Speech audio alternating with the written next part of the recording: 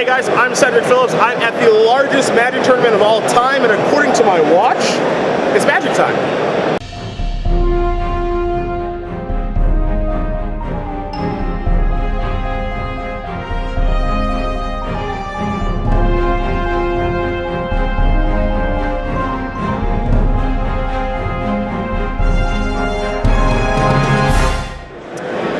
So the story goes, we're back in 1997. I just moved house with my wife, who I'm still married to, coming up to 20 years. And when we moved to a new town, I went to a comic store and I said, look, I'm looking for a game that I can play with my wife, you know, with clothes on. And they said, well, you could try this Magic the Gathering. So I took a 6th edition starter, took it home, and we started playing. And we kind of lasted about 2.5 games. And then I had a river boa, and I giant growthed it during combat after she had tried to like shock it or something like that. And she stood there for a minute and she went, hang on, so your 2/1 is now a 5/4, which happens before it becomes a 3, no, 2, damn it, wait, too many numbers. And that was the end of Magic for my wife. But obviously it was just the beginning for me. I started going regularly to the store, and the big punchline to this is that the group of players I was being taught the game by was in the back room of this comic store. Of the 10 people who played there, I was the 10th. 8 of the previous 9 had already played multiple times on the Pro Tour, and the 9th was about to. So I kind of learned with some really good guys. I started playing Magic around when Ice Age was released. I don't know the exact time when I started playing, but the thing I remember the most is buying an Ice Age booster at my local game shop, opening a woolly mammoth and thinking it was the coolest thing ever. So whenever anyone asks me that question, I tell them it was around Ice Age, which I think is correct. The flavor aspects of it, are pretty cool. My best friend played it when I was growing up, and so as a result, I started playing it, and I just really got into it, and I'm super competitive, so when I started playing it tournaments, and he didn't, and the rest is history. Here I am. I actually started playing Magic in middle school, and all of my friends played, so I thought it was a cool thing to do, and I enjoyed it a lot, so I just kind of kept playing. Pro Tour Philadelphia, which back when Pro Tours were still open to the public, was in my neighborhood basically. I lived, a 10-minute bike ride from the venue, and I was really into Magic. My friend Sean Kornhauser, who I eventually co-created the series with, and we produced it together.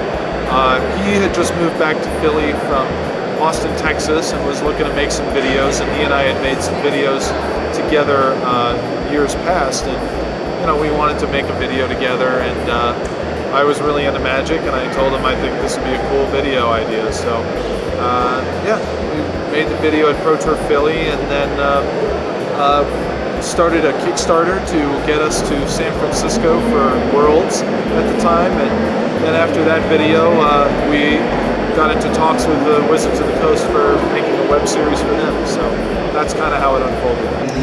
I got into judging at the first Grand Prix Amsterdam, and I went to play, and I happened to be living in Belgium at the time, and I went to play, and I think I had like 3-2-1 day 1 and didn't make day 2. And I was wandering around on Sunday looking for something to do, and a guy at the Wizards of the Coast booth said, "Hey, do you know the rules of Magic?" And I knew the rules of Magic relatively well. And he said, "How would you like to be a judge?" I said, "Well, what does a judge do?" He said, "Well, he organizes tournaments in his local environment." And I said, "Well, I'm already doing that." He said, "Well, then you're perfect for the judge program." So back then, when you tested, your initial levels was determined by your score on the test.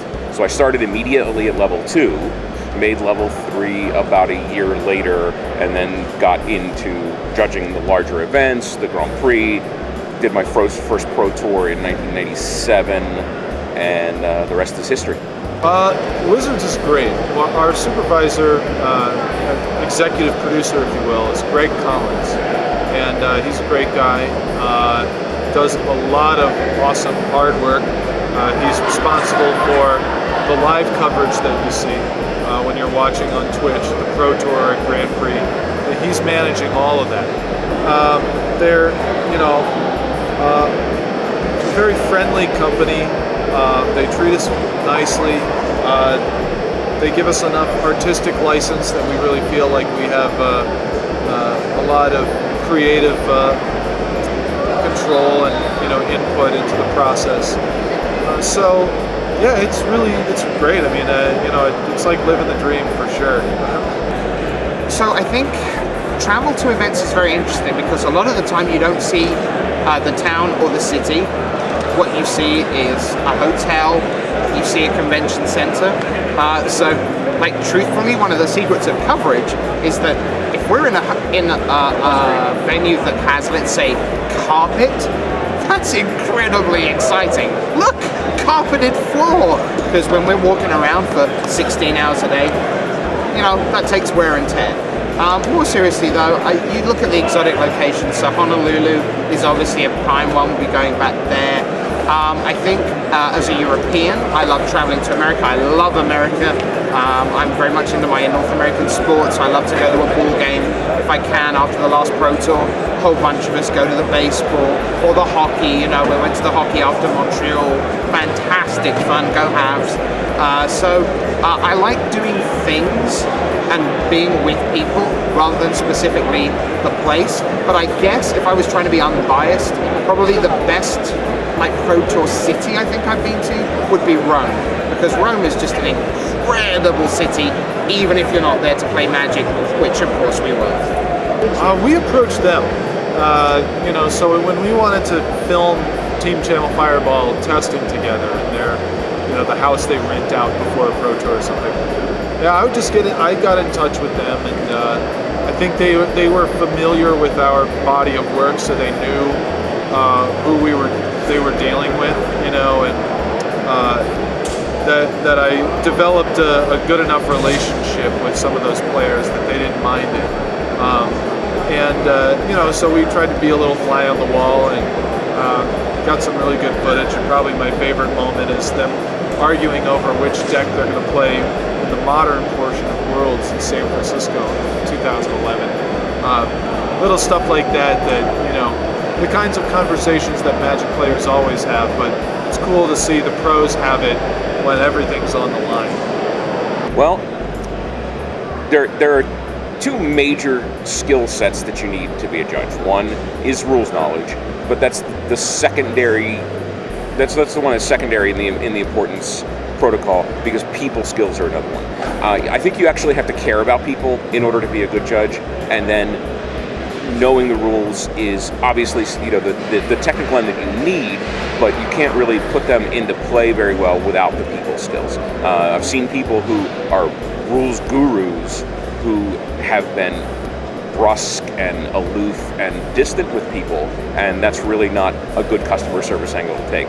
So people skills and technical skills are the things that folks need to develop. Yeah, sure. I mean, we do cut a lot from the episodes. I'm trying to think of something juicy that we can. Usually if we cut it, it's because it wasn't as good as the stuff we left in. But for instance, in this last episode of Providence, I go up to the event registration as the wizard, and he wants to register for the team tournament. And the lady at the counter says, who are your teammates? And the wizard goes, my teammates are Chaz, She says, what? I'm sorry, who? And so I practiced this yawn, and these names that I wanted to sound like sort of like real names, but not, I practiced that 10, 15 times or something, and we shot it, but it didn't make the cut. There's also our episode where we did a sort of Aaron Sorkin style newsroom episode, and Brian David Marshall is prepping for the big interview, and then he drops some bleeped out curse words at the end of it. And we always knew it was going to be bleeped out, but Greg, our boss, said, can you send me the unrated version just for me? So there was like another version out there floating around where you can hear what he said. But so there's some fun stuff that doesn't make the cut, and maybe one of these days we'll compile the best of the best into some sort of collection. Communicate clearly and tell the truth. Judges are really good at getting to the bottom of things and figuring things out and taking an intel picture, if you will, and making sense out of it all. Don't when you're telling the judge something, don't editorialize. Don't say, I did this because. All the judge needs to know is what happened, not necessarily why it happened. Now, I did this because, I wanted to tap his attackers before his combat phase, sure. But getting into your deeper strategy reasons for why you did or couldn't have done something aren't really something that they need to know. So keep it short and to the point, and always tell the truth. Well, it's funny. I definitely I have an acting background, so I was a professional actor mostly in theater in Philadelphia for a while. So a lot of it is just second nature by now, but definitely have to remind myself to bring down the voice and talk more wizardly. Use the eyebrows, always the eyebrows. So it's something that I think I've done enough by now that I can turn it on and off, but certainly when developing the character at first, there was a lot of practicing and voice and stuff like that. So I'd like to do other characters, at some point, but right now I kind of like it that there's one sort of guide that shows up at all these different places. So I love, more than anything, I love talent and people who are willing to take risks to express that talent. I don't really care whether it's magic or sport, or whether you're a scientist, or you're trying to become a teacher, or you're a 7-year-old trying to learn to ride a bike. I just think talent is extraordinarily compelling, and I love to watch it flower. So Brad Nelson, he's a really interesting guy. I got to know him and like him during his run during the 2010-2011 year.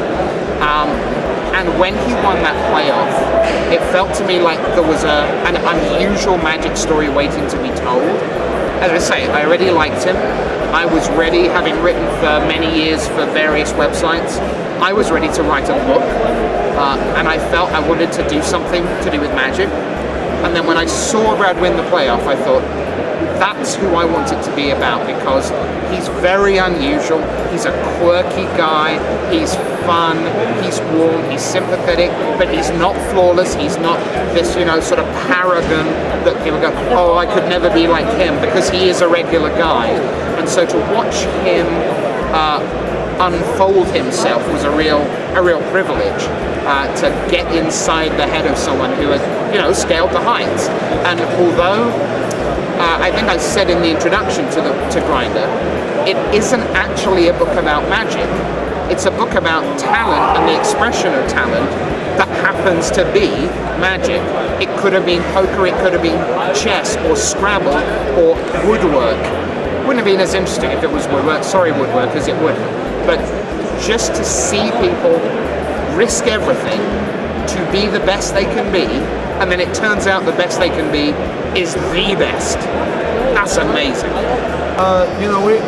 We just want to do enough new projects that it keeps seeming fresh.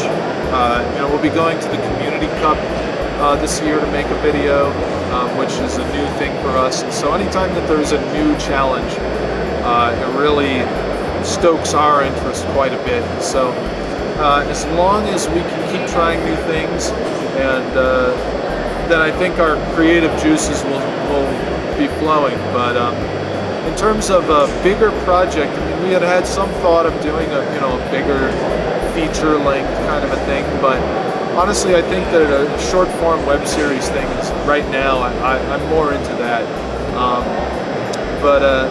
Yeah, Sean and I, we've talked a lot about what the future might look like, and it's just too soon to say. We've had the job for about a little over a year, and so it still feels early to us in terms of making any big moves, but we certainly have our eyes on all possibilities.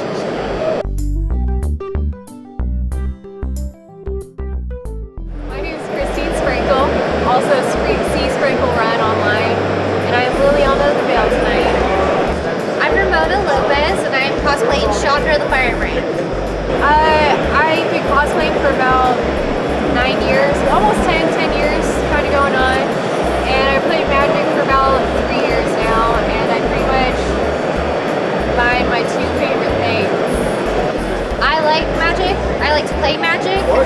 This character really fits my personality in that she's fiery, and she's rebellious, and she doesn't like people telling her what to do. And she looks obviously smoking hot while she does it. So Liliana took me, I don't know, it's been ongoing. This is my second version of it now. It took this version, because I finally knew what the hell I was doing. This version took about, I'd say 2 months to make. My tiara is made out of citro plastic and epoxy, like clay thing. I can't remember the exact name of it. Epoxy sculpt, there you go. And I have custom made latex gloves. All the jewelry I bought online. The corset is a custom made pattern that I had to Frankenstein together. That was one of the longest parts.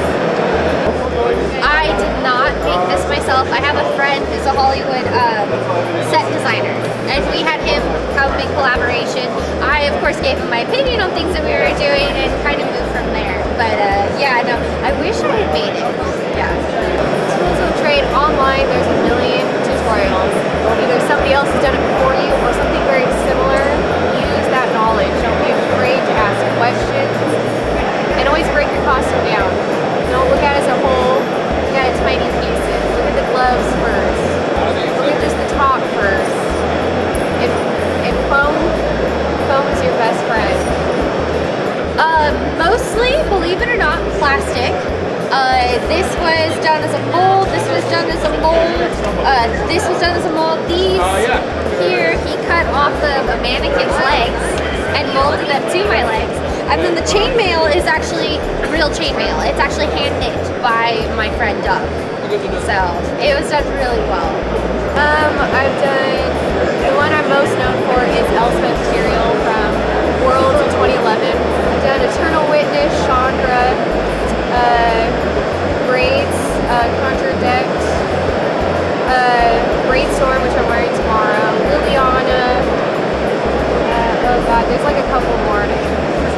Jaya Ballard, Taskmate, and I'm working on Tamio right now. The hardest one I've had to say is Elspeth. That's full armor. That also, I've made it 3 times now. It's so hard, and I keep remaking parts of it. It's like ongoing. My sword, I have a 5 foot 3-inch sword. Goes up to like here. She's huge, she's beautiful, she's made out of metal and like metal core with fiberglass all over so I can actually walk around and not get yelled at for live steal. But that was the hardest one. Elspeth took me literally like almost a year to make. It was hard. So I'm doing a bunch of like old stuff, like I'm gonna be April O'Neil from Teenage Mutant Ninja Turtles because one of my best, childhood memories right there with Yellow's jumpsuit awesomeness.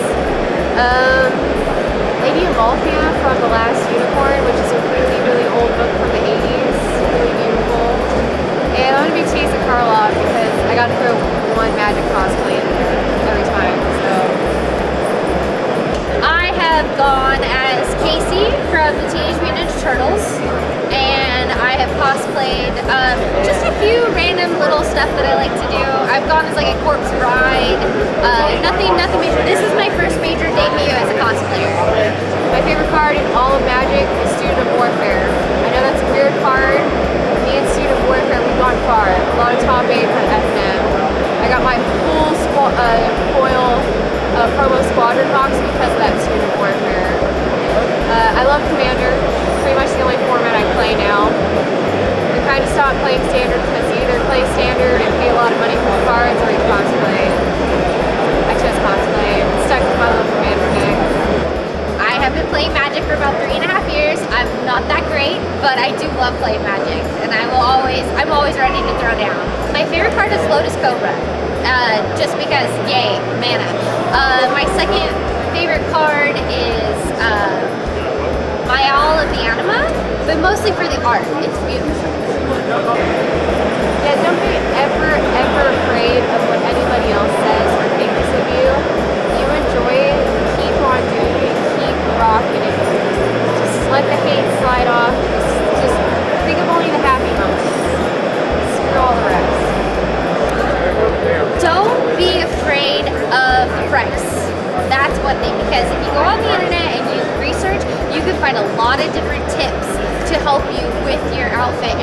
keep a reasonable budget. I mean, obviously, having someone back your cosplay is great, but the internet is a great resource, and just getting involved in local cosplaying groups is another way so that you can meet a lot of people who can help you along.